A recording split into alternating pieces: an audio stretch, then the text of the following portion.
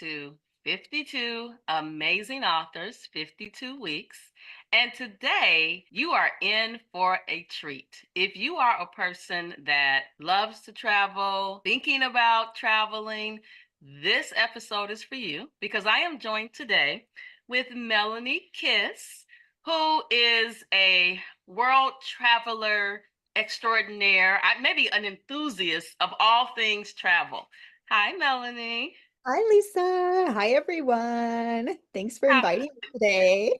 I am so excited, and we got a lot to talk about because I have to share a story with the audience about you and I traveling somewhere a few years ago. But tell our listening, viewing audience, before we get deep into the travel, tell our listening and viewing audience just about you and your background. Okay. Yeah. So I live in Washington State and I grew up traveling. My parents always took us on trips every year. We would go to Disneyland or we'd do a road trip somewhere. We were always going somewhere. So it was just part of life growing up. And then I became a mom and did all the career things. I met Lisa because we work in the same field of health information management and have done a lot of work together over the years, and that has been my career, is doing health information. And with that job, it took me to a lot of places. I traveled all over the US. I even did some international travel that I know Lisa's going to talk about, and that really sparked my travel interest. And I decided to take it to the next level and create my own travel company where I take women on small group adventure travel. And I wrote a book about it a few years ago, and that's what we're going to talk about today is my book. And it's really to empower women to feel confident and safe to travel the world, whether they go on their own or they go with a group where they don't know anybody, but they're kind of still alone, but they're getting out there and getting out of their comfort zone and being able to see the world. So that's really my passion, is helping women to see the world. Wow, I love it. So I'll tell you something interesting. I was recently speaking to a group of women, and one of the things we talked about was imposter syndrome and some women, just feeling like they weren't worthy of a lot of things, including travel. And I remember growing up, I was told work, retire, and then travel. But Mhm. then My mom took us on a trip to Disney World, and I was like, I like this traveling, thing. And so when I became an adult, I was like, forget that retire and then travel. I am traveling now. Yes, that's so important because I hear that so much. Like, I don't have time right now, and I'll just wait until after I retire. But then you hear all the stories of people that retire and then maybe they get sick. They have some sort of illness that doesn't allow them to travel. And I'm of the mindset like, do your traveling while you're young and healthy and make it work. Yes, and you know what? You and I both know when you travel out of the country, it does a number on your body. And Mhm. so if you are, when we went on our trip that I'll talk about in a minute, we both were, in our 40s. And so we were young, but I will tell you, going on this trip, which I'll talk about in a second, I think I was so pumped up going, then getting there, doing what we did.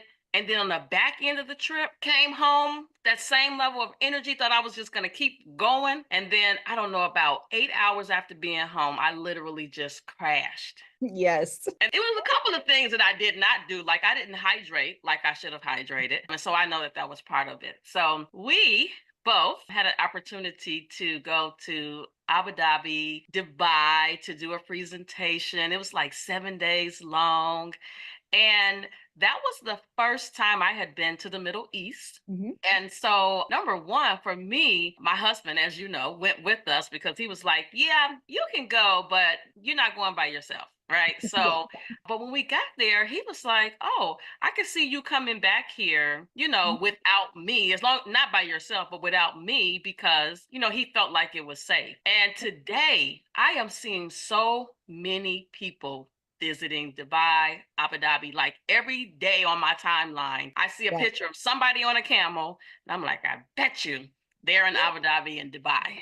Yeah, yeah. When the first chance I got to go there, and I've probably been there 5 or 6 times, and I'd been there a few times before you and I went, and it was kind of an unknown to me. Like, okay, I'm going to Dubai, Abu Dhabi. I've heard of these places, but where even is it? And is it safe? It's in the Middle East. And I was a little bit leery and hesitant the first time I went as a woman and being from the US, and I just wasn't sure what to expect. But once I got there, the people were wonderful. It was so welcoming. And now I tell everybody, you should just go. It's so fun. It's such a different culture. The food, oh my gosh, the food is fantastic. And the people are so welcoming. And it's just something very interesting to explore. And you're right, it is exhausting to go on those overseas trips, but so worth it. But can you imagine, we did that in our 40s, but imagine trying to do that when you're 70 or so and you're retired and you've got the time now, but do you have the energy? And can you do that? And think of everything we did while we were there, riding camels and going and playing in the desert and staying out late and doing all the things. That's not easy to do when you get older. Absolutely. And I remember Paul and I talking about the seats that we were on the plane, right? So since my trip was paid by someone else, I could not fly in the front of the plane. I had to fly in the back of the plane. And so Mhm. that kind of added to, I think, my tiredness because I couldn't really lay down and go to sleep. And so now Paul and I have this rule. If we're doing long flights, we are going to book them 1 to 2 years in advance, and we are going to sit in the front of the plane because we're comfortable. Plus, Paul is like, he's like 6'3", he's a big Oh, guy. yeah. So he's like, his body can't handle that. Yeah, I agree. It's hard to spend that amount of money because it is very expensive to sit in the front of the plane, especially those lay flat seats that are so wonderful, but it's really worth it. And advice I have for your listeners is try to stick with one airline and get all your points with them, be loyal to them because then you can get upgrades. You can use your points to upgrade to those front of the house seats and get those niceties up there. Because it's hard to, like, for me to, I'm flying to Greece in a couple months. An economy seat is 1,000 and the lay flat seats is $5,000. That's a lot. But if you can pay 1,000 and then use your points that you've accumulated to move up to those first class seats, that's a great way to go. You know what? You just really, I'm glad you mentioned that because somebody may say, wait a minute, you two fly what? Well, first of all, we don't take those out of the country trips that often. And one of the things that we really pride ourselves on, as you know, I do a lot of this and that, right? And so generally, when we're taking flights that long, we are doing payment plans on the trip. We're not putting a credit card down because then you get back and now you got all this debt. Right. And so we really try to plan in advance. Now, I will tell you, during the pandemic, we went to Aruba and we got seats up front for dirt cheap. Yeah. It was a really cool trip. Nice. Yeah, there was some good travel deals during the pandemic. And that's actually when I started my travel company. I mean, isn't that crazy? That's when I wrote my book, started my travel company. Well, because I had a lot of time on my hands because I wasn't traveling the world with my job. So I had a little bit of time to really focus on these things. And I just started with my travel group since it was pandemic time. We couldn't travel internationally much or at all. We started traveling within the US, and it was such a great time to really explore our own country. There was so many national parks I had never been to because I'm like, yeah, I can go there anytime, but being forced to see my own area was awesome. And there's so many great places to see right here in the US. So you don't have to spend thousands of dollars and go abroad and see things. There's so much right here. Oh, you know what? That's so important that you got to kind of crawl before you walk. And there are some people, and I know in Chicago that have not left Illinois, Yeah, right? I So know. I just, so your book, Adventure More, Worry Less, is critical because we are all working very stressful jobs, have to some extent stressful lives. You got kids, and as we're aging now, we got grandkids, right? We got all of this stress. So you Mhm. need to enjoy life. You need to adventure more because it does help with your overall stress level. Absolutely. Yes. And in addition to helping out with stress, giving you the refresh you need, it also changes you. I truly believe every trip I go on, even if it's just a weekend road trip to somewhere new, I'm a changed person because I meet somebody I never would have met. I go to a restaurant and try a food I never would have tried. I go on an excursion I never would have gone to, learn some history. Like all of those experiences, they change who you are and change the conversations you can have with people going forward. So it's a must in my mind. You need to travel and experience those things. Absolutely. So I think as today, I've been to 43 of the 50 states. You know what? I think I'm right there with you. I'm at 42 or 43. So, yep. And there are some places that I don't know if I like I don't there's nothing calling me regarding North Dakota and South Dakota. So I'm like, I don't know. It seems like it's cold up there, like it's cold here, like what's to do. I'm not so even Right. though I travel a lot, I am not very adventurous. So I'm just going to tell you, last year, my husband and I went to Ghana. We did not do a safari. We didn't do any of that. We literally were we tried some of the food, but we weren't fully immersed in the culture. We were kind of, and it was our first time, right? So we were just kind of like laid back. So I don't know, maybe we missed a few things, but we did get to experience it. Yeah, well, you were there. I mean, that's the first thing going, that's a long trip and a totally different culture. So, yeah, that's great. And you don't have to do like crazy wild things like zip lining and bungee jumping and those sorts of things to experience a new place, a new culture. When I say like try new things, it's even just going somewhere new. And it could be in your home state or a neighboring state. You don't have to go that far away. Go do a little walk to a waterfall or, go visit a local museum. There's all sorts of things you can do to just expand your horizon and try something new. Yes. So tell us about Adventure More, Worry Less. I love that title. Yeah, so this was a book that I had had on my mind for probably 5 years. I'd always said, oh, I'm going to write a book about travel. I'm going to do it. And really, what prompted me to do it was because I was traveling so much for work. And a lot of times I would travel by myself to the Middle East, to Europe, to the Philippines, to lots of different places.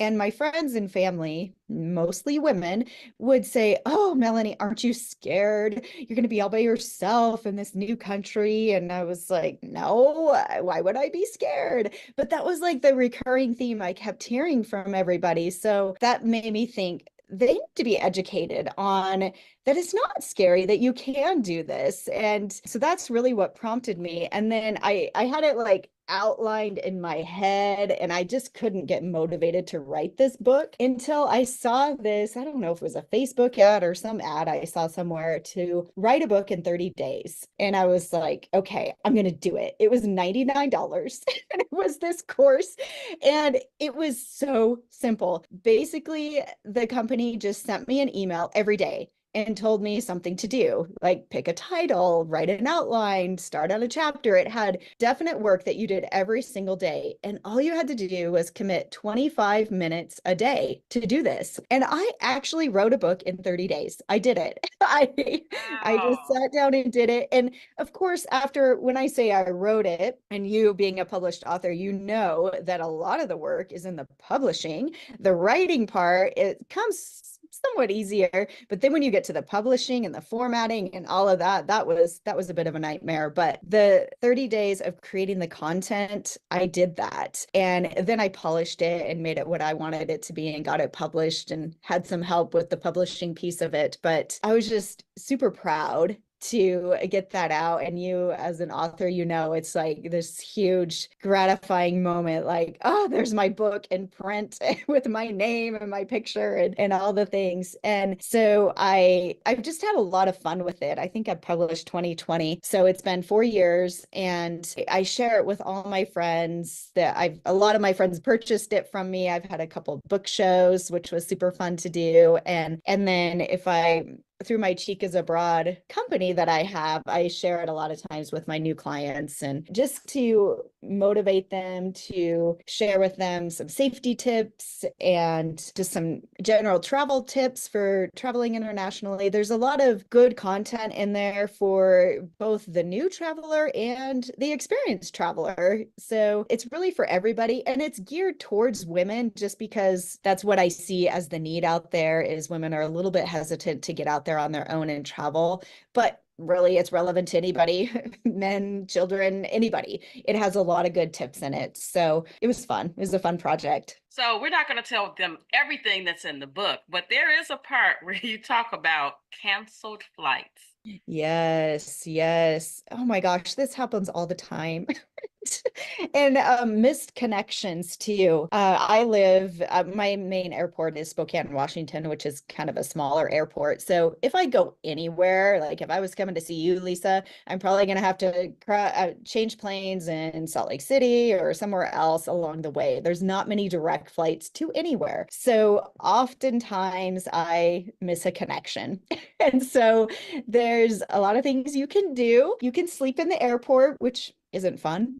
But you just need to know what are your options. And for canceled flights or missed connections, if it's weather related, you're out of luck. That's a act of nature, and the airline isn't going to do anything for you. So you just got to grin and bear it. You either go get a hotel or wait for the next flight, whatever you need to do, depending on when you can get out of there. But a good thing to know is if it's something related to the plane, like there was a maintenance issue or the flight crew was delayed, anything with the plane, the airline has to put you up in a hotel if you're staying overnight somewhere. They have to give you food vouchers. They should be getting you on the next available flight out of there. So just important things to know. What are your rights and what can you do to make the best out of that unfortunate situation? And there's been a few times where I've had canceled flights, and it was actually a good thing because it forced me to stay in that city or whatever area I was in for an extended period of time. And instead of sitting in the airport and wallowing over my sadness, I went out and I went and saw some places. I was stuck one time in Paris for 10 hours because of delayed flights, missed connections. And I'm like, well, I could sit here in the airport, or I can catch a cab, go into the city and have a nice lunch and see things. So you can make lemonade out of lemons at times. So I encourage you to do that. And I think what's important about that is number one, you have to expect that it could happen and Mhm. think about before you go that you need to have a plan. But I think also travel insurance is very important. A lot of people travel without travel insurance. They don't know that if it is a mechanical failure, the delay of staff, what your rights are. And I think that's important because when it happens, your emotions are high. And if you Mhm. don't know, the rules, if you don't have a plan, like I always have a book, a physical book or two, an audio book 2 to 10 on my devices so I can have something to do. And I've learned that okay, well maybe that was God's way of saving me from something. And so I'm Right. just gonna sit here and wait for that flight to come. I love that attitude. I always, of course, at the moment, you're just mad and like, I just want to get home or get to my destination. But then I love that attitude of just sitting back and saying, there's a reason that this happened. I was supposed to go do something else. I was not supposed to be on that plane, whatever it might be, that there was a reason for me to be here. So I'm going to make the most of it. And you mentioning to have a book or an audiobook, yes, that's good. The other thing that I've learned is I bring layers of clothes as much as I can pack in my carry-on because typically planes are cold. Sometimes they're hot, but usually they're cold. So even if you're traveling in the summer and going to a warm climate, you want to bring jacket or a sweatshirt, something. And that can also be used as a pillow or a blanket if you get stuck in an airport and you need to catch a little nap there. And something else that I've started to do is to make sure I have like a granola bar or something because you just never know. Sometimes I'll fly into an airport and I'm like, it's 7 p.m. and the airport concession stands are like shut down. And so if you have a delay and you're sitting there hungry, that Mhm. adds to your anger, right? So always having, even if it's granola bar, preferably the ones that don't really melt too fast, or some almonds or just something in your bag that you can have because it happens and you need to be prepared. Also, Yeah. I am finding, I don't know about you, if you're discovering this, I'm sure you have. Everything in the airport seems like it's double now. Oh, yeah, at least double, sometimes triple. Yeah, yeah, Like ridiculous. tea from a place that I like to go to. Now it's like $8 in the airport. And Oh, I'm like, yeah. so now like I'm traveling weekly and I'm just like, yeah, drink your tea at home and then Yes.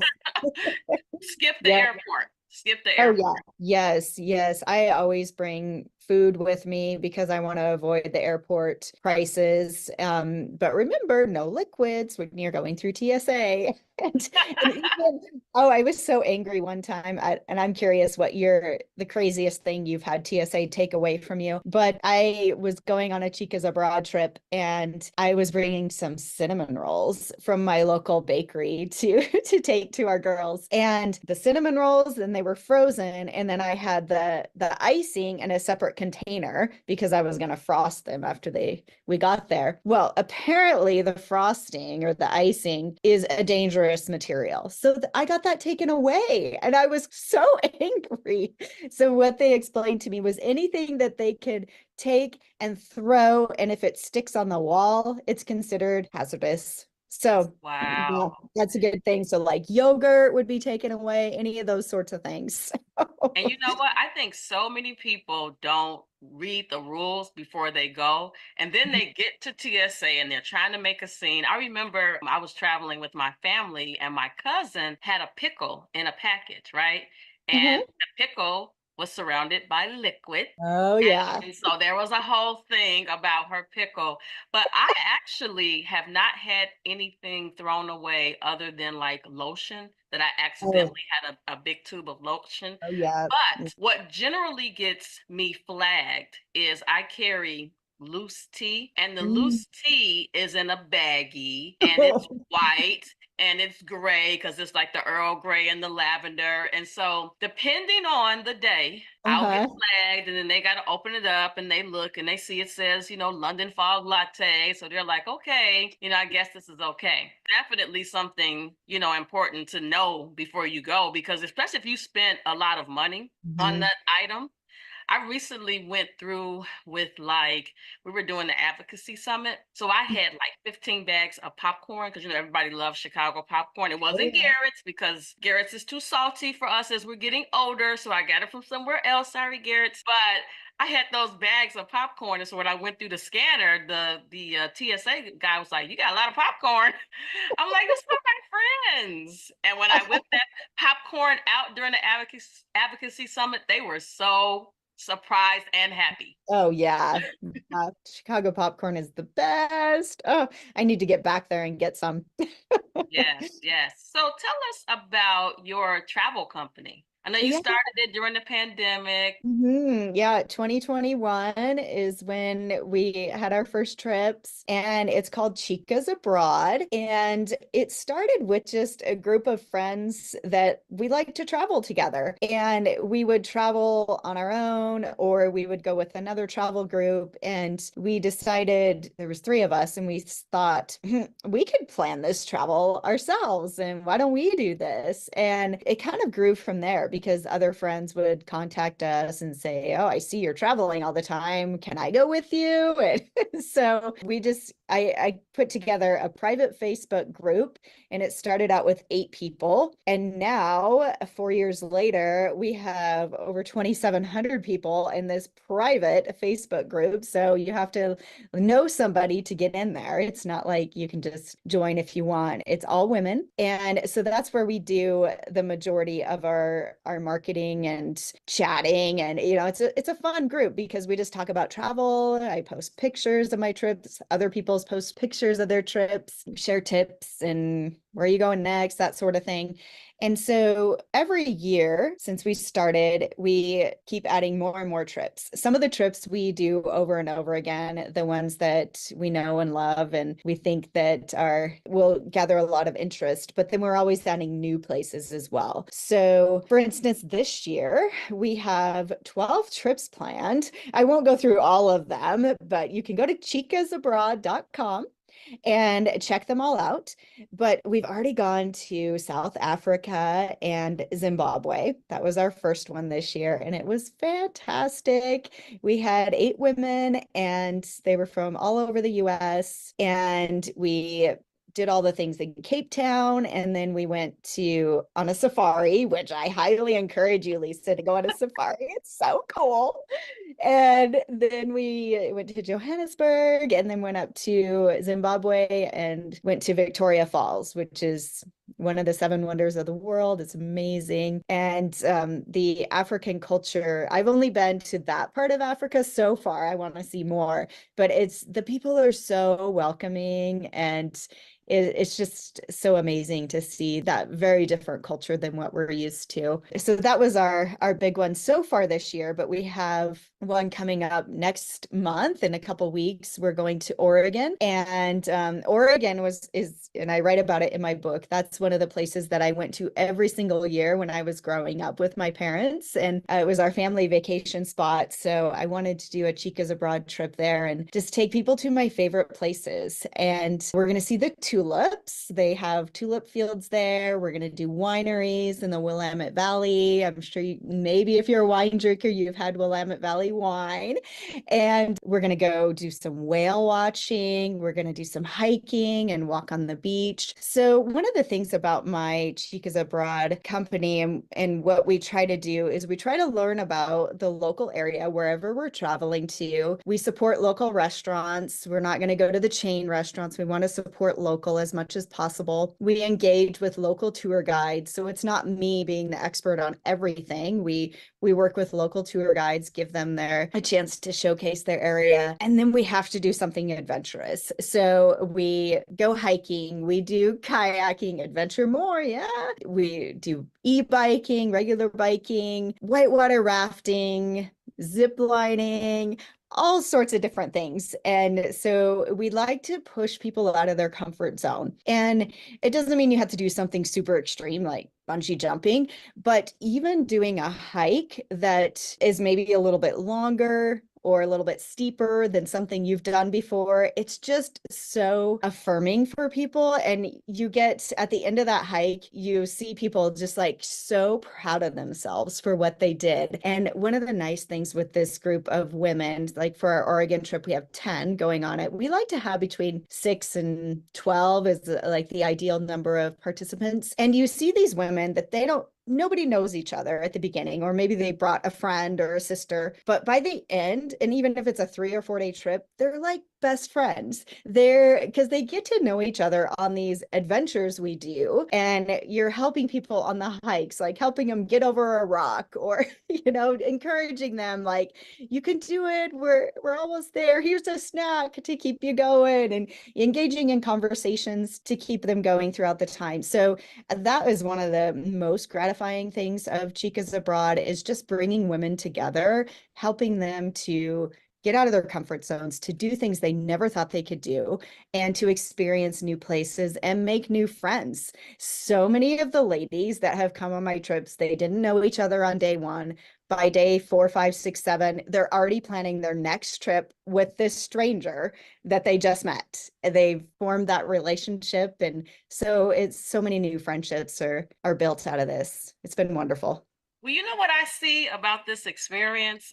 You and I both know as leaders in our industry, there's lots of women.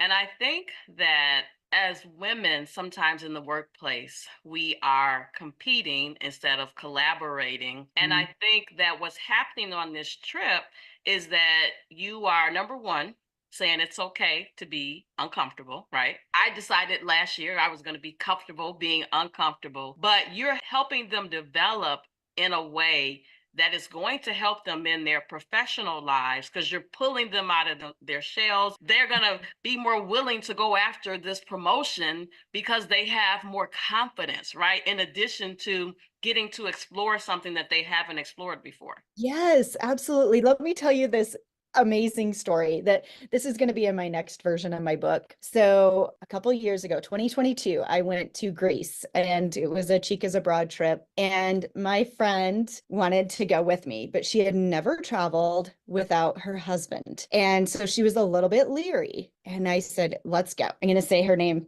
Cindy. So Cindy, let's go. You're gonna come with me, and it'll be okay. We're gonna fly together. It's gonna be great. And she's about my age and had raised her kids, but she'd always done family vacations, never really ventured out on her own. So we flew over there, had a great time. She loved it. She was a little bit leery about the international travel part, but she did it. So now we're on our way home from Greece back to Spokane, and we fly into Paris, and our flight from Paris to Seattle was canceled. And there was like 6 of us on this trip that were on that same flight. So what the airline did was they split us all up into different flights to get back to the US. So I went to LA, she went to San Francisco, others went to Minneapolis. Like, we were all over the place. So she was flying by herself at that point. And we had very short connection times. We had to rush through the airport, get to our gates, get to our next flight. And so we separated. She was nearly in tears, like, oh no, am I going to make it? I'm by myself. And she made it home just fine. And it changed her confidence with international travel. It changed her entire life, because guess what she did? After that, she had been a stay-at-home mom, and she was looking for a career change, something to do. She is now a flight attendant. So she Wow. decided, and it was from that experience that she's like, you know what, I can handle this. And so now she's flying every single day and doing this. So it really does. It increases your confidence. It just shows you can do whatever you want to do. I love it. I love it. And you know what? There are so many women that are sitting here listening to this thinking, "Ooh, I don't know if I could do it." But I think that when your back is against the wall, I mean, What are your options? Stay there or get on Mhm. this other flight by yourself. Right, right. Yeah. And I Yeah. guess as someone who travels by myself a lot, I will tell you that there was one time I did an international trip and I had to come back home. I was with a group, but I had to come home early because I had a presentation to do somewhere. So I had to fly somewhere else. And so this was in Punta Cana. And so Mhm, I was like, only nerve-wracking part was like just getting from the resort to the airport. mhm. But other than that, it was just like I was at home traveling, through the Yeah. 50 states. Mhm, So, but would I go by myself completely? It depends. Like, I could totally go to Aruba by myself mhm. because it just, it's just a different vibe. It's very laid back. Yeah. I could go to Jamaica by myself. Jamaica is one of my favorite places to visit. But I think the more you get out of that shell, adventure more, you will worry less. It will bring your stress level down. Mhm. And women's trips, I have found, I did a trip with Angela. The women didn't know each other, right? It was called Cheaper Than Therapy. We were on this trip the first day, not knowing each other, met up because it was supposed to be 16 of us. It wound up being six because the airport had shut down. We were in this villa just laughing and crying and drinking, but it was so much fun that we all left changed. Yeah. And for me, on this other side of 50, that's all I'm looking for. Mhm. Everything that I do has to result in me changing in some shape, form, or fashion, or I don't want to do it. I don't Yeah. want to do the things that I've been doing. Right, right. I saw this meme the other day that was like, if you live the same life every single day, like you get up, you have the same breakfast, you go on the same walk, you do the same things every day, you're not really living. Like you need to get out and do something new. And I love your attitude of like, whatever I do, it's got to be something that changes me. And yeah, I'm with you 100%.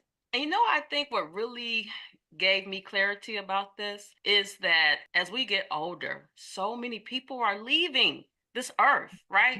And I'm Mhm. like, I don't want to have any regrets. Right. So I'm just like, Nike, let's do it. Yes, exactly. So, Yeah. other than the 12 trips, I heard you mention that you're going to do a second edition. Yes.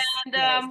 what's the plan for the second edition? Well, my friend Cindy actually inspired me with her change of life to becoming a flight attendant, like totally out of her comfort zone. So I really want to focus on stories Yeah. and interview other ladies and find out how traveling has changed them. So there's a lot more countries. Probably since I wrote this, I've probably been to about 15 more countries. So I have so many more Oh, tips to share from from my experiences. So I want to update that piece of the content, but then I also want to add in some more personal stories from other people and maybe I'll interview you for a story, Lisa.